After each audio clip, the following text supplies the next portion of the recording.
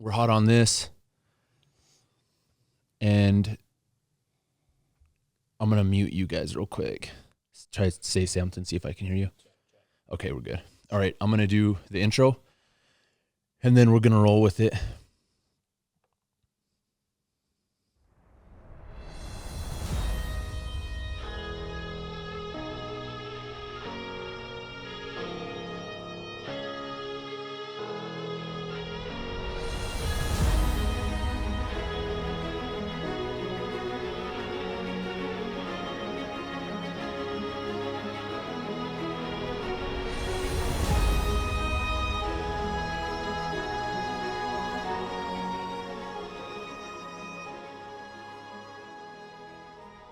What's up, guys? You're here with O'Neill Ops, and this is the Predator Hunter Podcast. This is a place where we break it down. We go into detail with the equipment that we use and how we use that equipment, application specific, trying to help you be more proficient at your work through experiences that we've had in the field. And today, we did this podcast, was it probably a month ago? Come on, dude. My bad. There it is. What now? It was probably longer than that. 3 months ago? No, it wasn't that long, was it? No. 2. Yeah, probably. Okay. Well, anyway, so what happened was we did all right at the beginning, but it started turning into a shit show. And I was going to post it, but then we had Randy Anderson come on, and his content was just phenomenal. 3 solid hours of good shit. So I figured I just uploaded a uploaded a YouTube video on reloading about a week ago. And there's some douche canoes that just comment on stupid shit. I'm over it. I mean, whatever. I'm going to call it. I'm going to say how it is. Guys that don't like our shit, I'll just ban them. There's no reason for it. Everybody's entitled to their own opinion, but it's just stupid. Just not on your channel, right? Yeah, I have authority there. I shouldn't be that way, dude, but Amatine does it. He fucking bans her ass. Yeah, but that dude's a champion. We're working our way.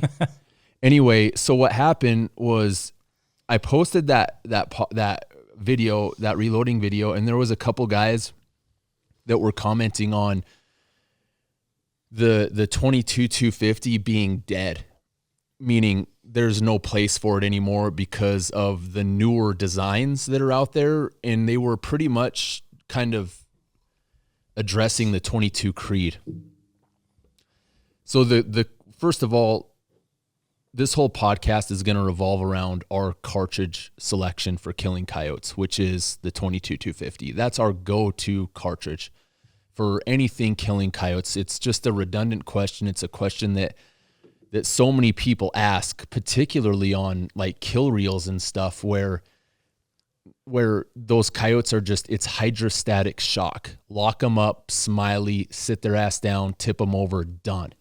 That's what we're looking for, in any kind of video production that we do. That's what we're looking for.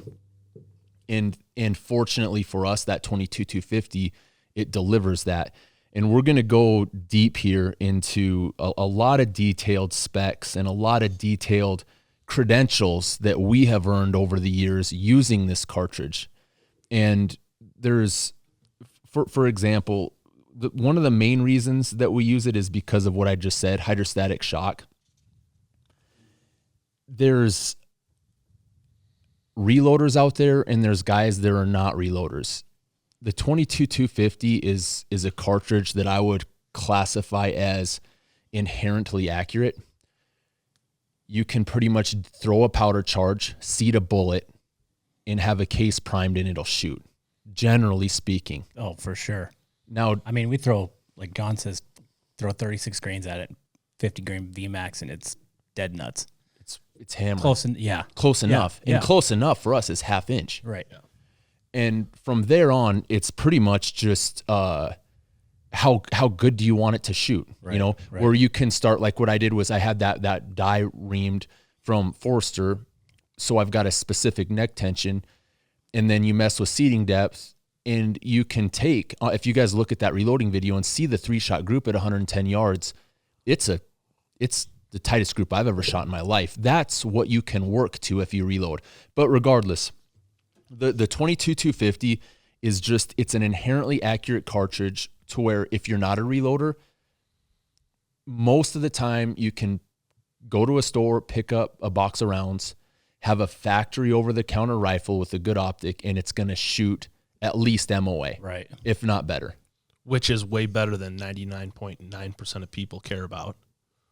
Yeah, on a hunting rifle, I mean, who's going to give a shit about that? Yeah, most guys are concerned with minute of coyote. Right, exactly. They shoot their gun at a pop can once a year and go, "Oh, I'm good." Yeah, Water a bottle. gallon jug is what they. Yeah, paper plate. They hit a paper Who, plate who, 3 who does times. that shit? Yeah. I know. Are you talking about me the other That's night? better than bore You sighting. did do that the other night. I did. Didn't you? It With was your with my thermal. It was with that because I had a little water jug and I filled it up with hot water and I'm like, You're I'm pretty just, proud of yourself. I Too. blew that shit up, dude. It went boom, went all over the bale. I just wanted to record something We usually cool. use hand warmers. So was it full of hot water or piss? Hot water. Yeah, sure it was. So anyway, what I'm going to talk about here is, like I said, the inherent accuracy of the cartridge. It's just it's proven over time, 60, 70, 80 years. The hydrostatic shock capability and the way that we use it, that I would say is a little bit different than the traditional 22-250 design, is all of our rifles, like we've got a few rifles here laid out. Ever since we designed the CR Motto, which was a rifle that I developed with Chad Dixon at LRI, I had an idea of just going with a faster twist barrel, which a quicker twist barrel allows you to shoot heavier bullets. It stabilizes those heavier, longer bullets. And the whole mindset behind that is, of course, we've said this before, is the option to run heavies in either windier conditions or a higher ballistic coefficient. So if you want to extend your range, they fly better through the air. That's what they do. Heavier bullets with the correct design fly better through the air. And we wanted to have that option. We wanted to have that capability, which is why we went with a faster twist barrel, which is a 1-in-8. And that's pretty much our standard twist rate. We do have that one that you're shooting right now, which is a 7. Right. And we haven't had any issues with it spinning. I think you get, that fellow told me 325,000 revolutions per minute is when you start tearing jackets off. I'm pretty sure. We haven't ruined anything when we zeroed that gun, so we're not pushing them to the limits yet. But I like that 8 twist. It's kind of a happy medium. And we've been really, really fortunate. I should just say we've had really good luck with the 50 grain VMAXs from Hornady. And we've had really good luck with other bullets as well. But you just have to be a little bit more tedious or a little bit more particular when you start reloading different bullets. And another thing too, we're always engaging guys online. There's a forum called Predator Masters where some guys just bitching about cartridge or bullet selection on coyotes. It was on Facebook. It was on Facebook on the 22 Creed page. I don't know why somebody tagged me in it. And these guys were bitching about, what bullet can I use in a 22 Creed that's going to preserve the fur? General rule of thumb, man, it's just automatic common sense. Anytime, whether it's a match bullet or a highly frangible bullet like a VMAX, anytime you introduce a heavier bullet, a heavier projectile going just as fast or faster, you're going to have more damage. It goes faster, it tears further, it goes through more. It's just you can automatically factor that in eventually over time. No matter, and here's the kicker on that. You don't go shoot 10 coyotes a year or 50 coyotes a year or 100 coyotes a year and claim that this bullet is the be all cure all for saving fur. You don't do that. You kill 200 or 300 coyotes a year with this bullet, 200 or 300 coyotes a year with this bullet, 200 or 300 coyotes a year with this bullet. And you do that for fucking your whole life. We've had bullets that we shot 10 coyotes with and threw them away. Because it just went poof, poof, poof. Yeah. But thing about it is I can wreck a coyote with a 50 grain. Exactly. That's what I said on that Creedmoor page. In the end, don't say it's your bullet's fault because everybody motherfucks the 50 grain VMAX. Everybody everywhere. They just say, dude, it will blow shit up. Any bullet will blow shit up if you shoot them high. Yeah.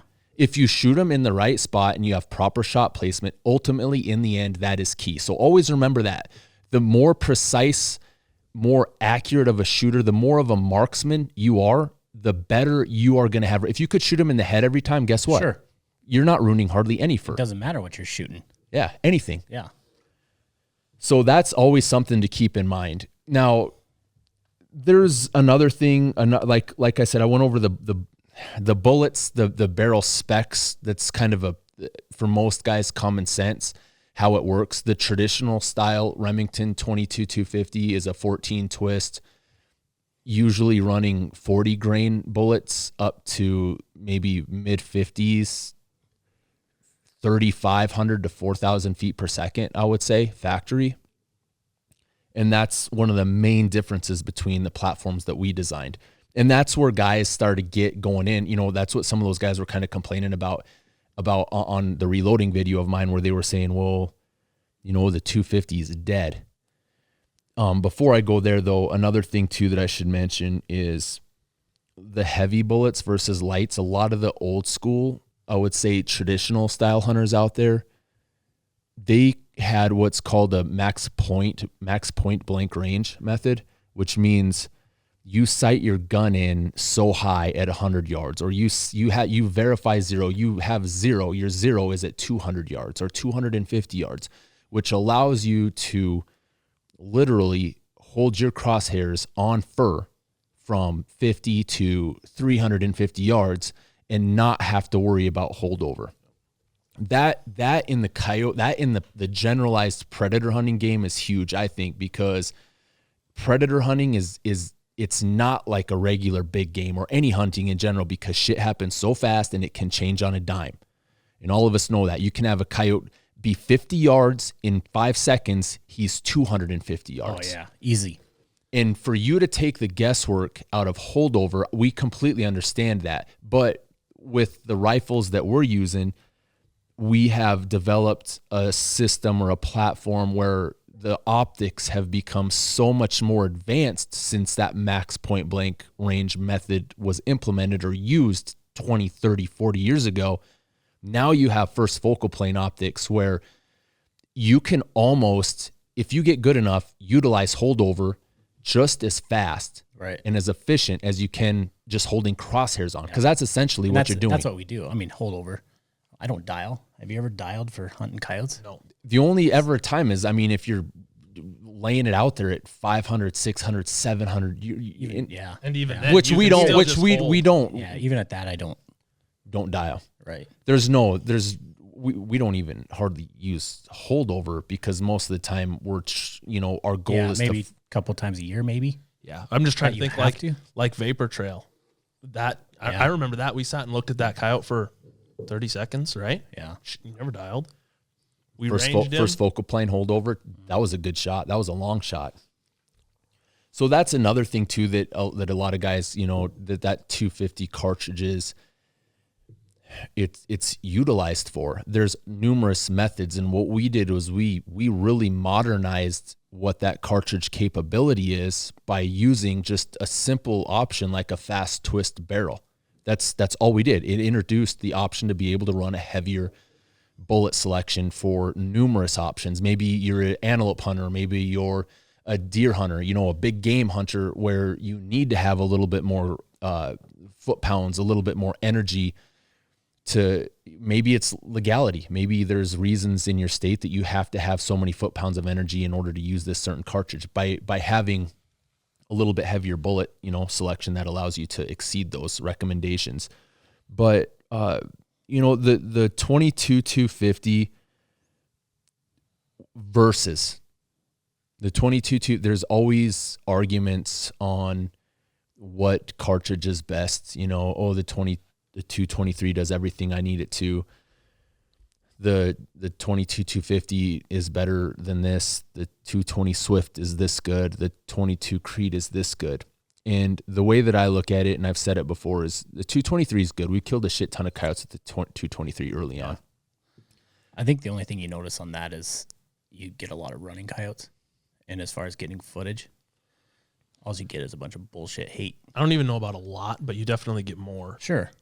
What I think is that goes back to shot placement, of course. Yeah, right. But you're 100% right. you could have the same shot placement with a 223 as you do on a 22-250, and the 223 Coyote would be a runner, Right. Because the hydrostatic shock is not there. So you're 100% right.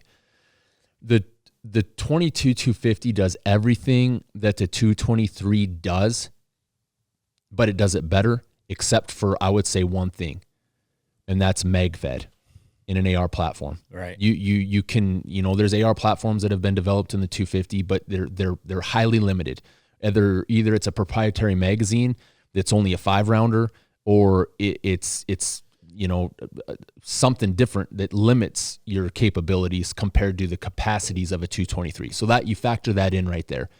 If you want a lot of rounds, you're limited with the 250. We're looking for a bolt action precision platform. That's why we run it. Then you get into the arguments of cartridges that are on a similar velocity or a similar design. Like you have the 22-250, and then you have the 220 Swift.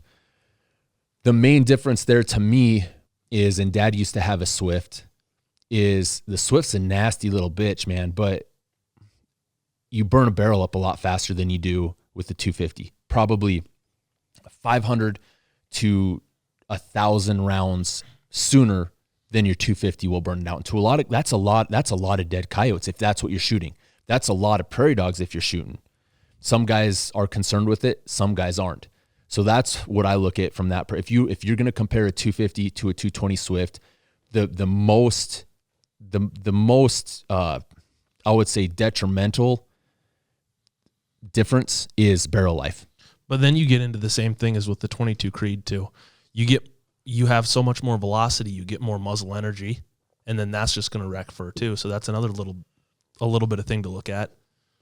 The 22 Creed, how I would compare it to the 250, and that's what those fellas were talking about on the reloading video. That's where they said that the 22-250 is dead.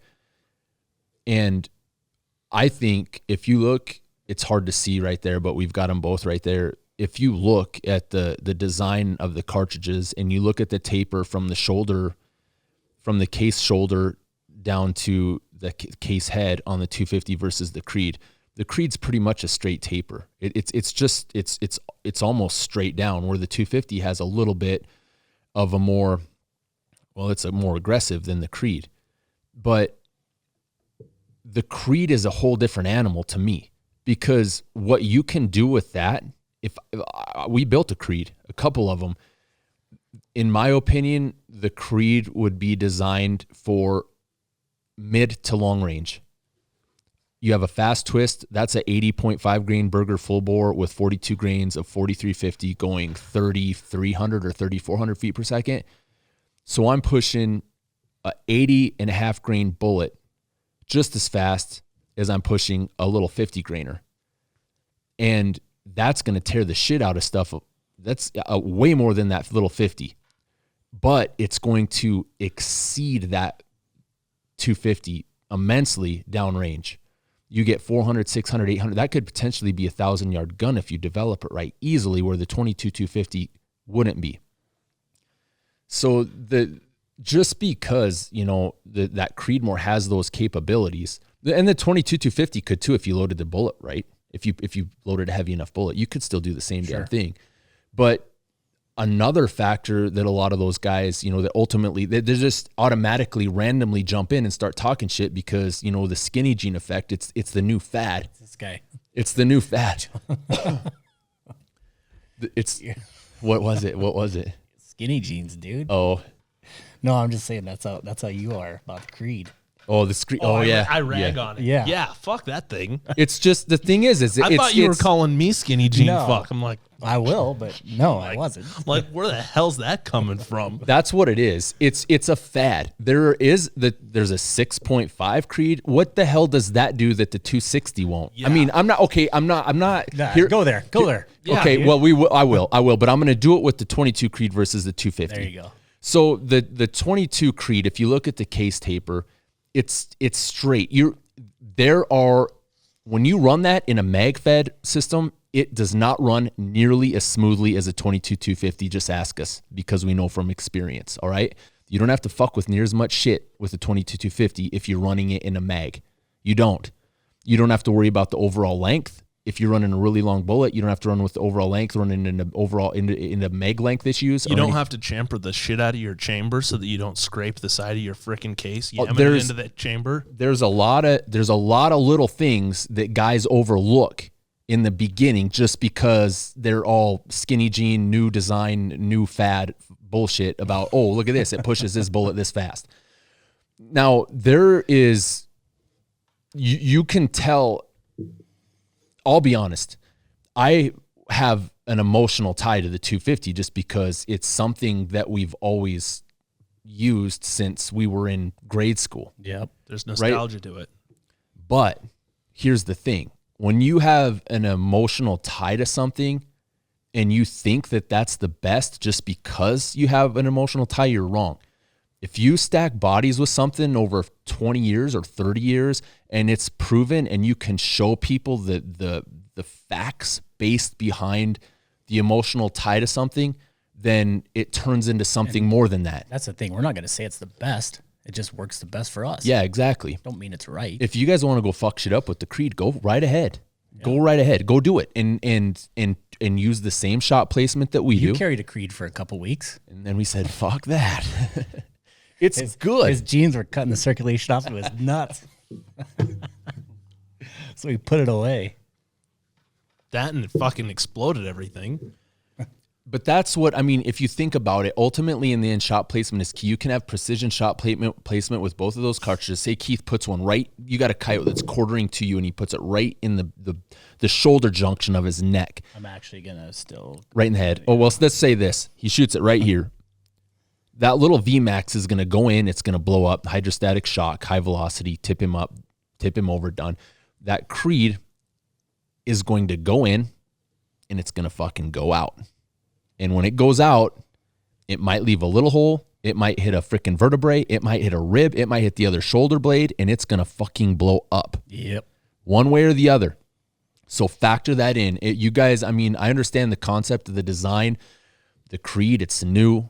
I'm not bad-mouthing it, but you don't say that an older cartridge is dead just because, you know, you could also, you ultimately, like John said, gas that Creed up with a little light bullet. You're on the same level as a 220 Swift now. You have less barrel life and relatively the same performance as a 22-250. Not enough performance increase to justify burning a fucking barrel up 500 or 1,000 rounds sooner than a 22-250. To me, anyway. I mean, go figure it out for yourself if you want to. Edit this out if you want, but I think that the 22 Creed was a huge... marketing thing. I think everything Creedmoor was a big marketing thing. Personally, I think someone made a lot of money on it. That's what it ultimately boiled. If we could get enough followers, if we had 1 million YouTube followers, I would go talk to PTG. I'd go to talk to Pacific Tooling and say, "Hey, dude, David Kiff, let's fucking change the shoulder of that a little bit and call it the fucking Ops Destroyer, and we could sell you know how much whatever, money you'd dude." make? Yeah, of course you would. You would Why own wouldn't you do that? You'd own the reamer. You would make brass. Dies. Yeah, and you could have royalties on all. It is. It's all marketing. And guys, those little skinny jean bitches fall for it. Hey, dude, the 250's dead. I'll call them out. I don't care. Look Fuck. at PRS. There's 2 new cartridges let's look every at PRS, year. John. There's 2 new cartridges every year, and people jump on that shit. Yeah, they do. The XC, the XC's 20 no, years that was old. a hammer, dude. That was a hammer. Yeah, and you I know talked me it. into selling it, you jackass. For what? For a fucking stupid amount. No, what did we build? Fucking mousing a piece fields. of shit that I put 3 barrels on and still didn't All shoot. of us did, dude. I didn't. I stayed with the same barrel. But yeah, we all fucking did that dumb shit. I think you still have one. Yep, I do. Rushes. Rushes. Still doesn't shoot. It's not in the 6 comp match anymore. I know, it's in it's a not. 243. Yeah, but it's... Is it shoot now? Nope. Has it been on the safe Nope. since? No. Come on, Ted. Oh shit. You should dude. probably cut off. Yeah, I don't. It's not even that. It's something else. But that's kind of a lot of information on the 22-250. I would say I remember getting into it the first 250 that I was really really introduced to was Dad's when I was in junior I high. bought that gun, my first fucking gun. That was a regular Remington 700 BDL. Dude, are walnut you stock, all pimped out. yeah. That was that Yeah. one. Because then Dad upgraded to a Remington. Dude, I think he still has it. It's just rebarreled. Yeah. Same stock, same action. Yeah. Chad reworked it. It was a Remington 700 Sendero VSSF, which is a varmint stainless steel fluted, 24-inch barrel, and that thing had a Very X3 Leupold that was a matte stainless as well. Pimped out gun, That thing dude. still gets beat around in the Ranger in the pickup. Has a HS Precision speckled stock. Just a pimp rifle, man. And it was a tack driving hammer. Chad And freaking went to town on it. that's because Fluted the ball, he had that gun for a long time until he shot that barrel out. I mean, he shot it completely out. And Chad, I bought a barrel for Dad, and Chad reworked it. Chad custom reamed it, and then, well, obviously, and then he did a custom Cerakote on the stock, and we shortened the barrel to, I think, 18 inches, threaded it. We're running a Hurricane XLTI on it, and it's a little hammer. Same exact scope as was before. And now he doesn't care what round he has. Fuck. If it fits in that bitch, he's He's going to shoot it. Even if it doesn't fit. He will Yeah. shoot. Fuck. That's bad. I don't know how many I had And to he pull out of it that still gun. shoots. Yeah, it is. I don't know how many rounds I had to pull out of that fucking chamber that were stuck Really? from not fitting and trying to make them fit. As long as it said 250 on the back, he was throwing that bitch in there, wasn't Yeah, he? the last one I ripped the bolt handle off. I tried to frickin' kickstart it like a dirt bike because I couldn't get it out. And I remember that. ripped the bolt handle off and took it up to Chad, and he goes, "Well, my weld failed, I guess." So It did rip the weld. it wasn't the weld. It ripped around the weld, but the weld actually held. Okay. And Chad goes, "Well, I'll warranty my work. Fucking give me a new." Pulled out of his inventory from Remington Custom Shop, a bolt, jeweled it, and frickin' gave it to us. That's funny. Pretty cool. Yeah, it is. Chad's a good dude. We need to get up there because I'm going to have him murder out a Remington or a Origin Action on one of those Manor stocks, and I'm going to have him murdered out in tan, dude. Just full-fledged Cerakote tan that No bitch. way. You're going tan? Solid Why tan, would you dude. do that? I don't know. what? 50 shades of tan. Can't believe you picked tan Yeah. on Went anything. like gray or something. How's the is there anybody asking questions on the 250? We're not going to go, guys. We're not going to go down we're not going down the wormhole on extra shit on the 250. I mean, on extra shit. If you guys have questions on the 22 250, we will 100% entertain them. But if we only make this a 40-minute podcast, then so be it. But we're going to keep this straight at the cartridge selection of our choice for for predator hunting in general. And that's really what. If you guys haven't, be sure to check out that reloading video that I did on YouTube. There's some pretty good detail in there on just the whole process of reloading. And like I said, the 22 250 being inherently accurate, it's good. It's slick. It's easy to load for. It works. If you're a beginner in the reloading department or on the reloading side of things, if you're just getting into it, a 22 250 is a really good cartridge to start with because it doesn't take a lot of goofy ass work to get it to shoot really well. 50 grain VMAX with 30 thousandths a jump. Work in the middle of your pressure range with your book, whatever your book says. 35 grains of Varget. 35 grains of Varget. I wasn't going to throw a number out there. That's not even close to high. Your number's 36 no matter what. So Yeah, it is, but I wouldn't tell anybody that. Why? Someone blow a gun up and bitch at yeah, you. because then it's your fault, right? Yeah, exactly. That's how it always works. It's in the Someone range. bitch. It's in the I know red. it is. It's good. not even in the red. Yeah, but look at the book. Start at the low end and work your way up. Don't You start are the at the book, top John. end. John, you're the book. You know it, right? I don't see any questions, dude. Yeah, that's just, it's probably not something most people that follow us already know what it is. I mean, I've got a couple of statistical pages here that I could read through that guys can Google and find themselves. We're just ad-libbing and giving you guys an opinion that we formed over the years of our use of the cartridge. and we've tried a few different ones. I mean, to an extent, you know, there's a point where if you're successful and you're using something that allows you to get to that point, why try to fix it if it's not broke? Why try to change shit up if you don't need to? You know, just because.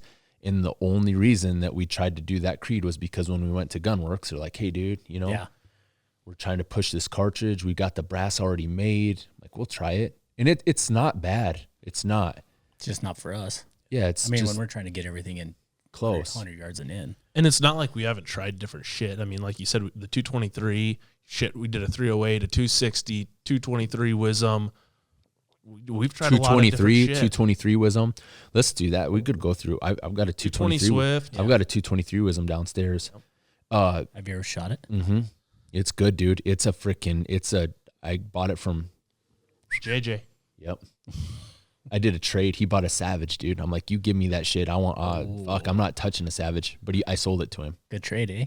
Nope, because I didn't own it. I bought it for him. I bought it from RSR Group. What, did you pay $200? No For a shit. Savage? I wouldn't pay that. Fuck that. Dude, the funniest story is, I got to tell you this because this is relevant to a 22-250. So there's this fella, and he was a coyote killing son of a bitch, and he lives probably only 20 miles away from here. And this was probably within the first couple. Do you know what I'm talking about? Oh, yeah. Yep. This is probably within the first couple of years that I met Chad Dixon up at Sturgis. And Chad's a good dude. We're going to get him in house here. He's got some shit going on, but we've done so much work with him, and he's freaking almost, I would say, too smart for his own good when he starts. Chad? Yeah. Oh, fuck yeah. He's so good, dude. And he has no filter, dude. No, which is awesome. Yeah. The thing about Chad is, and we did a podcast with him once that got deleted because fucking statistics shit went out the window. No, dude, How many times did he say, okay, don't record this? Yeah. We started talking about inner city shit. Remember that? Oh, yeah. Anyway, so I'm at Chad's, and I'm talking to Chad, and he goes, hey, do you know so-and-so? And I'm like, yeah, dude, that guy fucking kills the shit out of coyotes. And actually, he says he does. And I asked Chad because the guy said something to me. I referred Chad to him, is what happened. And I go up there and talk to Chad. I'm like, hey, do you know who this guy is? And Chad's like, yeah, I got his gun here. And Chad goes, what's up? Chad goes, what's going on, dude? I go, well, this guy's kind of bitching about your shit because you did something and it's not shooting to his expectations. And he goes, well, why the fuck does he have a Savage then? And I lost my shit. Yeah. He goes, why the fuck is he rebarreling a Savage?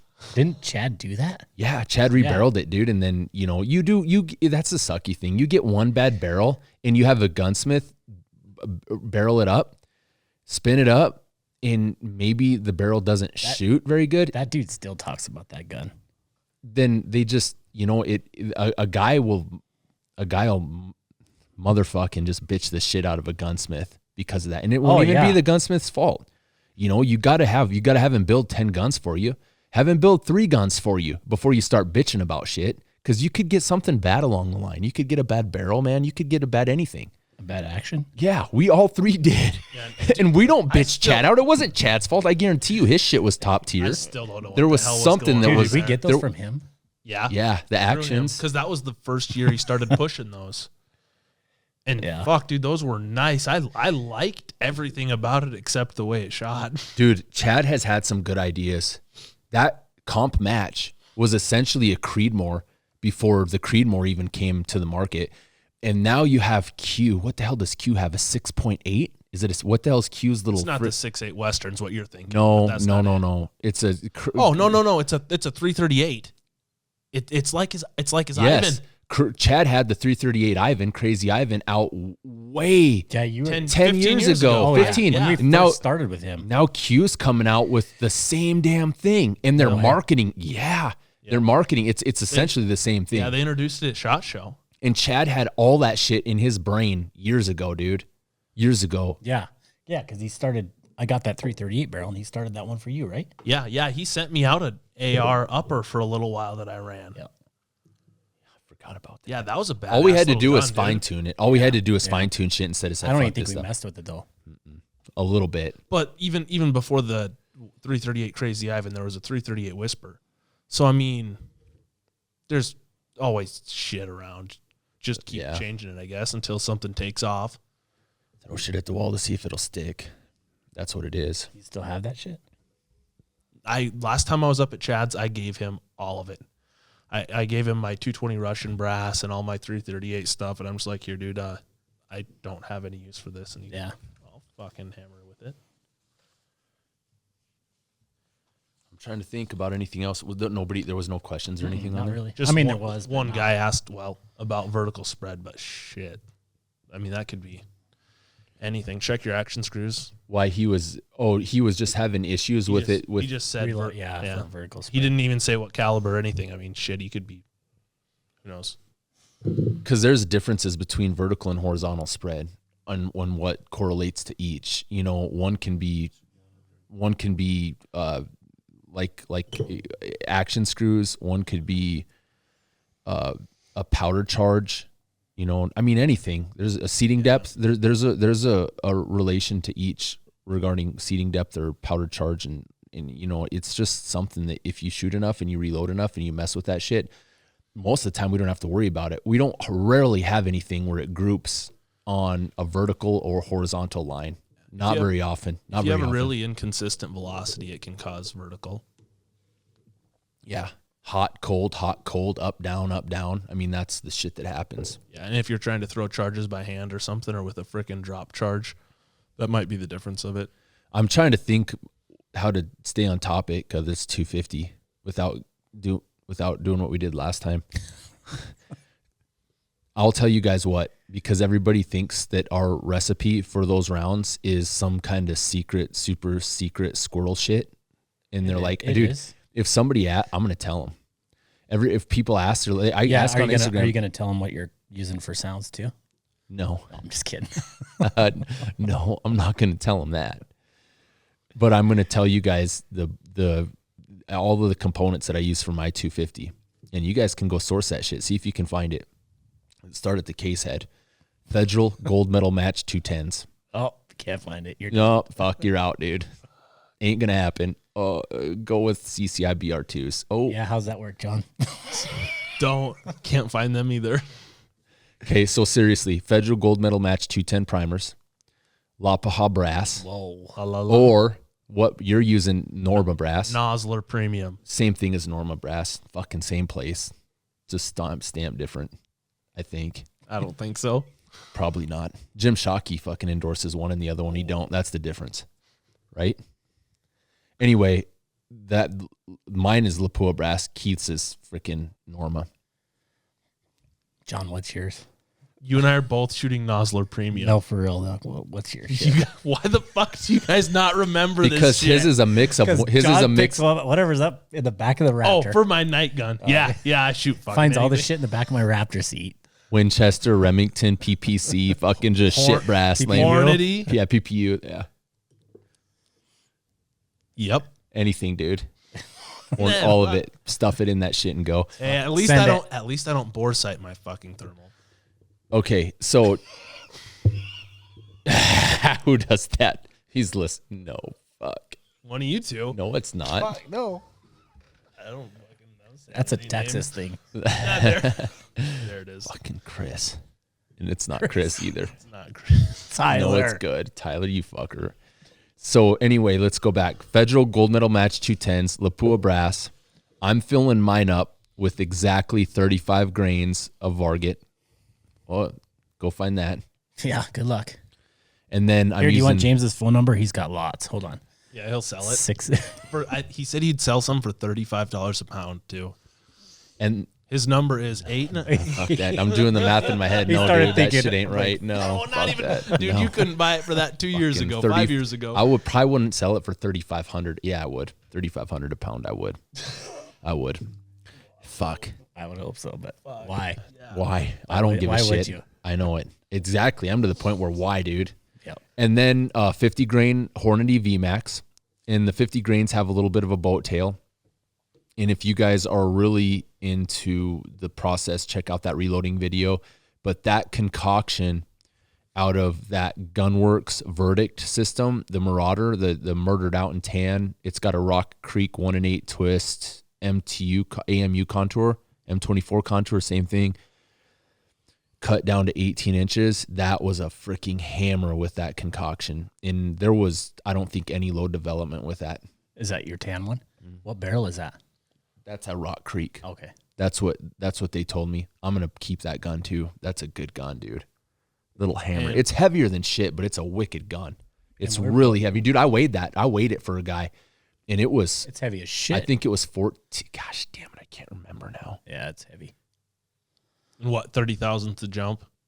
Right in there? You know what? I'd have to measure probably pretty close. I think that thing would shoot anything the same, even if it was up into the lands or that far away from the lands or further away. But that's another video that we'll have to do, is show them the seating depth, that tool that I use, and then show guys how to, back it off the That lands. thing's handy. It's some calculations, but it's handy and it's easy. All you got to do is pretty much do it once, and you got the measurement to your lands for your system. That one on the table's light as shit, just so you know. Yeah, look at that one. Yeah, that's light. The only thing that you could do different on that 250 is go Iron sights. titanium action. That's it. If you could get a titanium action, and you're only going to probably save 3 or 4 or 5 ounces I was is all. going to say 2 or 3 ounces. And not go bottom metal. If you didn't go bottom metal, You got to do that though. I like it. My last night rig didn't have bottom metals. Kind of a shit. didn't like it. No. Yeah, that's slicker and shit. The 22-250 too, man, that I found is probably one of the most pleasant sounding cartridges to suppress too.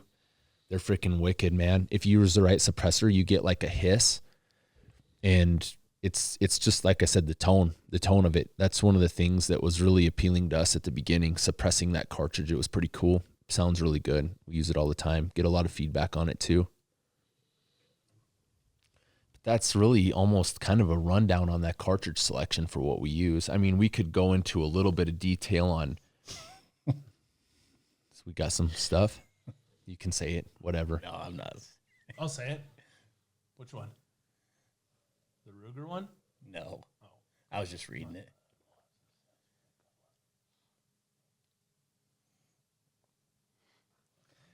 That. Which one is it? Is it fucking, where is it at? It's just good that you were talking shit. This one right here? That one right there? Yeah. Oh, I got you. Probably we'll say this just because it's funny. So we've worked with Chad at LRI. We've worked with Gunworks. Aaron Davidson designed some guns with them. The Marauder. We designed the CR Motto with Chad, the CR Motto Mark 1 with Chad, the CR Motto 1 with Chad. Didn't he do a podcast? Aaron did early on. Right. Yep. And then we designed initially the Motto with Chad, and then we did the Mod 1. That would just be a good podcast in itself, both of those. And then we did the Motto Mark 1, which was an upgraded Mark 1 in a way lighter system. And then we worked with Gunworks. We designed the Marauder with Gunworks and the Maraud IR with Gunworks, relatively the same platform, one designed and catered more towards night hunting with like an EFR. Well, even the Marauder has an EFR, but one's Murdered Out in black, the other one's tan. Little bit different specs on them. All in 22-250. All of them were, except for one of them was a Creed from Gunworks. As is. And we've been approached talked to Proof Research.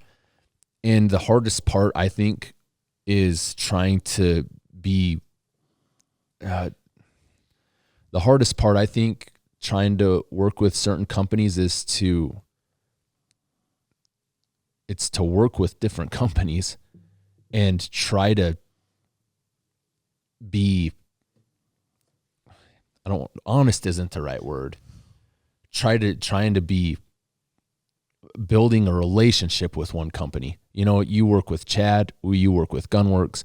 You have a company like Proof that wants to have possibly do a custom rifle with you. There was a fella at Cryptech that turned me on to another rifle builder that was real interested in doing a platform with us. There's been, at least a handful of guys. I'm actually talking to a guy right now about developing our own action, and that would open up a lot of doors to what we're doing.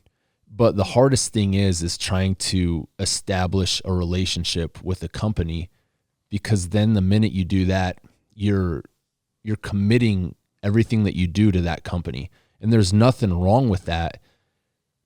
And to be honest, I want to get to that point, but then it's like, I don't want to say it's not fun anymore, but you're stuck with one product, Now camouflage is different, like Cryptech and shit. I mean, who else is out there? Multicam, they don't give a fuck about us. Yeah, they don't do shit. But you have rifle builders that are really genuinely interested in what you can do with their system. Like even Desert Tactical, they sent us out a rifle. I don't even know the price of that. What is that shit? 12?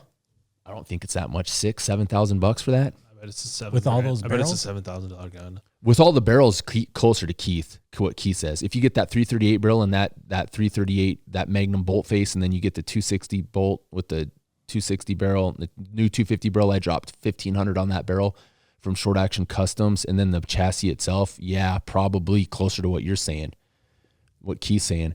But you get all these manufacturers that want you to do something with them, and it's fun, but at the same time, you want to kind of roll with one of them. You want to do your thing with one of them and be content with it. Where I said camouflage is, your options are minimal. And Cryptech's right up our line, but I was fucking talking about Cryptech and then talking about the 2250. Yeah, where are you going with that shit? Yeah, I'm just trying to say where I'm going is,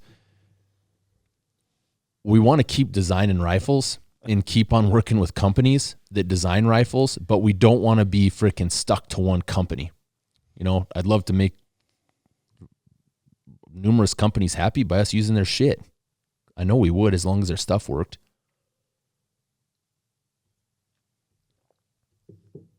But I'm going to go up to Chad's and have him build another 250. I just got to get a barrel. I've got the stock, got the action. You need to get some more Hardy barrels, which you need to do. I know it, dude. I know it. Nasty as shit. That's what John and I run on our day rigs, is the Hardy barrels. And Hardy Rifle Engineering out of New Zealand, those guys are, the only problem with that is import, dude. I have to pay $500 a year, which isn't, I don't care. I'll do that every day. It's an import bullshit. Yeah. You have to let it sits at, you can get stuck in customs, and I don't want to do prepayments for guys. I don't want to take $900 or $1,000 from guys and then have it get stuck in customs, and then guys fucking going, dude, what the hell? Where's my shit? It's, I don't know. And then there's paperwork for each cartridge, for each bore diameter. There's paperwork that you have to abide by via the ATF, and that's fucking do enough of that bullshit with even just suppressor stuff. But you're right. Those are nasty barrels, dude. Those are probably some of the best barrels that I've used. Yeah. Gunworks is making some too. It's on neither of those. Yeah, but it's sitting over there waiting to get put on that Origin. That's something too. A lot of guys are really trying to get their hands on some barrels right now, and Gunworks has some that are coming out right now. I think into April, they're going to be selling barrels separately for whatever Caliber. Yep, whatever caliber, blanks, carbon fiber wrapped, you name it.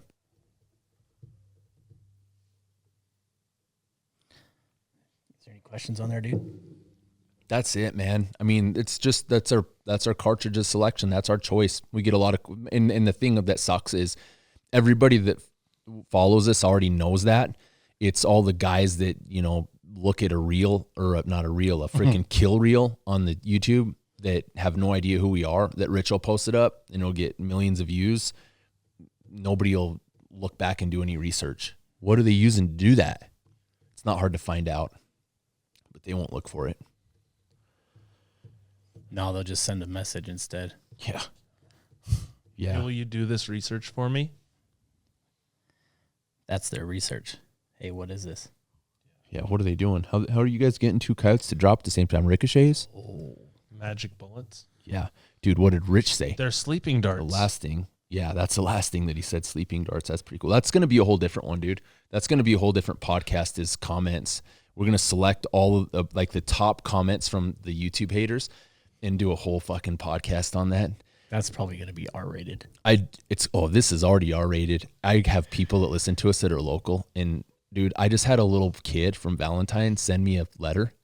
No way. Yes. Is it the one stapled on your bulletin Yes. down there? I try and watch. Yeah. Yes. I try to watch all your videos, and I sent, I think, I gave him a t-shirt or something. Anyway, dude, I'm like thinking, I'm scratching my head going, dude, he's probably not.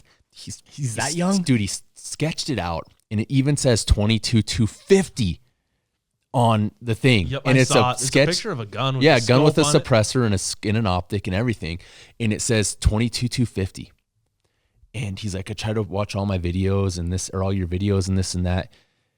And I'm like, dude, what do you say to that when you start throwing F-bombs? Well, you trying to. You sign "fuck it" on the back of a T-shirt and send it to him.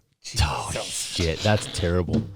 That's terrible. But seriously, we don't try. Guys, I mean, gosh, what the hell do you do when We're you're bad, watching? especially when companies are saying, "Hey, the boss's wife watches this." Yeah, you guys guys should got it. maybe You can't. chill But here, out a but little what are you gonna? I mean, I'm not gonna not be and say I'm not gonna change who we are just because.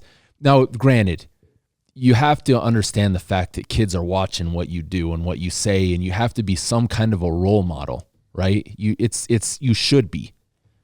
I'm just glad you edited I try, dude. all of them out. Oh my gosh, I and try. there's still people that say, "God, you guys talk bad." So bad, dude.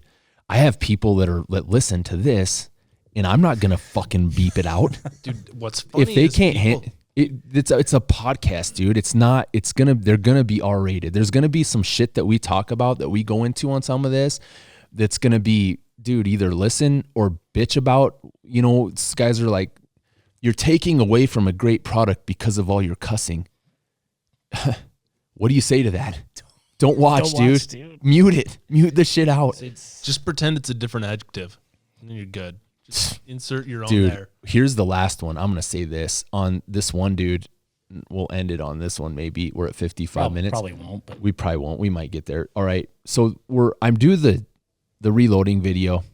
We fucking get this stupid shit all the time. We picked Randy Anderson was here. One of the freaking baddest dudes. One of the fucking OGs. He's an OG of the killing, coyote calling in. So many people, we probably got just as much or more feedback, positive feedback from him as we did with having Les Johnson on. And they're completely 180 degrees. both killers, but just 180 total degrees. opposite. Yeah. Les Johnson is a contest hunter turned videographer. Randy Anderson is a videographer, leisurely, humble fucking coyote hunter. Yeah. He just goes out and does it. It's not a hobby because he makes money on it. He's a professional. Sure. He's designed calls with Primos, and it's just 180 degrees opposite spectrum of killing coyotes. And we were able to grasp both of those guys' knowledge and intel and present it to you guys. And we're sitting here bullshitting with Randy, and let him talk, man. Let guys like that shit talk. Let them tell everybody what they know. And we get done and we're downstairs and he's getting ready to leave. I'm like, dude, let's wait. We got to take a picture, which we needed to do with Les, and Yeah, we I'm didn't freaking do it. I spaced it out. I completely spaced it out. So he's like, yeah, sure. So we come up here and I set my camera up, put it on a timer, and we're all standing there. We're all fucking standing there, all whatever, fucking however we are, whatever we look like, whatever we look like, whatever. You're going now. I know where you're And going all of a now. sudden the comments start coming in. Oh, fuck, looks like Randy forgot Winster all day. And I'm like, motherfuckers, dude, fucking shut up. It doesn't got a couple of motherfuckers on there I want to have a talk with. choke slam, dude. Little And I'm like, bitches. what? Fuck.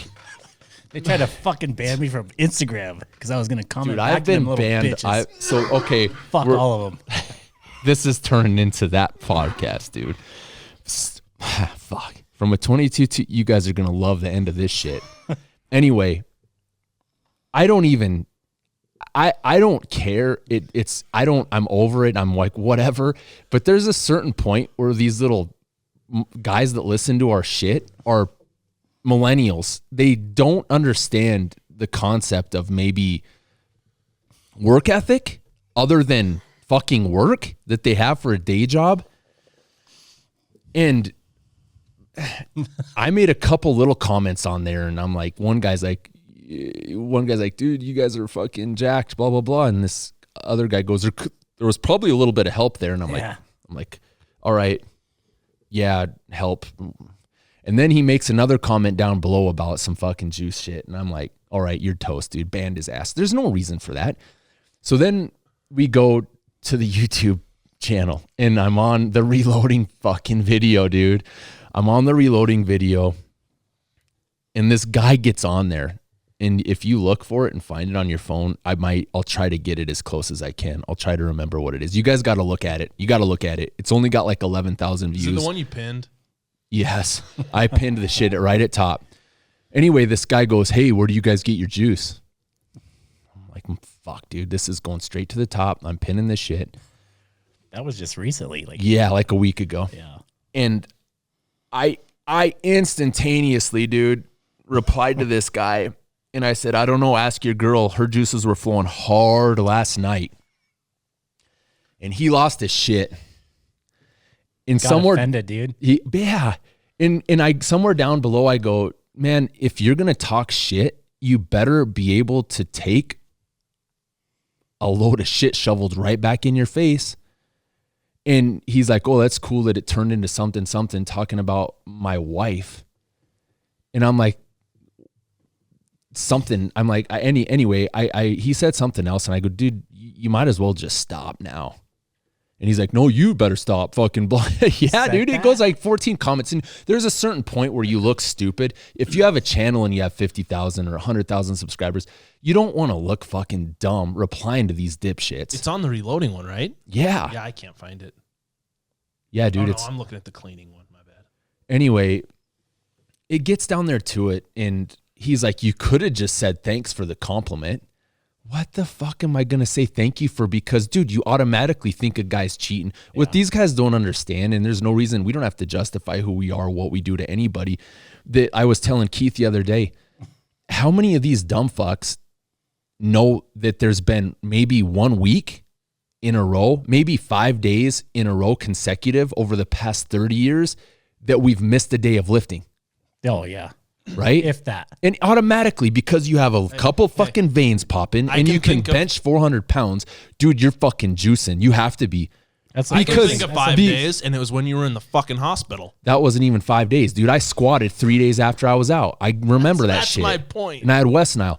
The thing is these guys fail to realize that there is commitment, there's discipline, there's find a way, make a way. When you dumb fuckers are out there deciding after your job to go downtown, go to a weight room on a Friday or a Saturday night. I get Snapchats. Tell me how many fuckers are in there. Exactly. I get Snapchats from guys all the time on Fridays. There's their beer. Guess what I'm doing? Shrugging or benching. Yep. It's a personal choice. Don't come to us with your insecurities. Fuck did we get on this, dude? Because I don't know. Holy shit, it's dude. Just funny to me, and it's gonna get worse. And then guys are like, dude, don't let them trigger you. It's awesome because that just gives us more fucking fire to burn, dude. That gives us more shit to fire up, more funny shit to talk about. Yeah, it's amusing as hell. How many people would be taking shots or doing whatever, doing a podcast? What are we doing? Yeah, how many guys fucking drinking coffee out of a Cardinal mug? How many guys are sitting there getting high, getting stoned on a podcast? John. And we're fucking drinking coffee just so life. we get, I mean, it's funny as shit. It's funny as shit. Don't hate the player, hate the game. I say that shit all the time.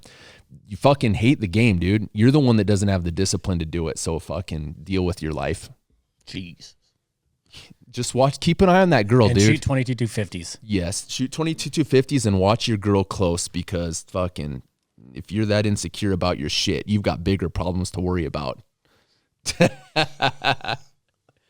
An hour. The last 20 minutes got that's ramped good, up. You dude. guys give us That's feedback freaking on that good, shit. dude. Give us feedback. We're going to start, man, I want to try to keep this like hunter, shooter information, but honestly, how much shit can you talk about coyote hunting before you start talking in circles about stuff?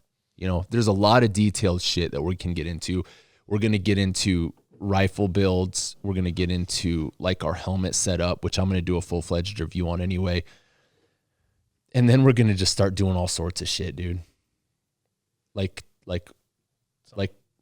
all, no comment. Now, someone just sent me a live video of us, and I wasn't sure if there was something bad happening or not. Who cares? Yeah, there is some shit happening right now. Past 10 minutes, it's shit talk. That's what I'm assuming Bunch he of sent shit me. talkers. Yeah, that's what the only bad thing about that is you got content out there that should be. I have to go when I upload this to YouTube and I have to put this is not kid friendly. You know, there's seriously a selection there. I definitely don't mark kid friendly for this. So Maybe for the first 20 minutes it is. what's that noise? Hey, real quick. We do have a new if you go to the YouTube channel, you go to my website, o'neillops.com, and you go to shop, it will direct you to O'Neill Ops apparel. There's a ton of new shit out there.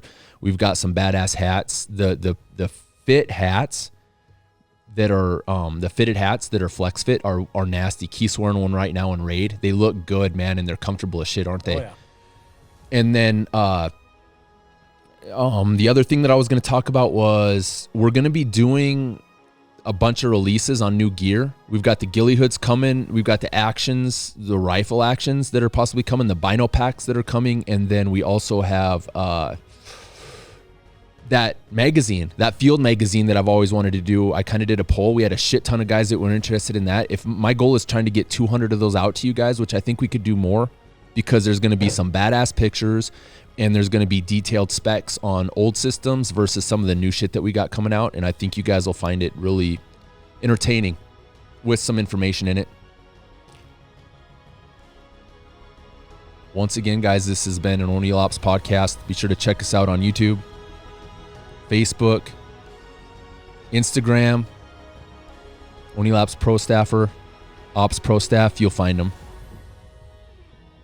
We're out tonight.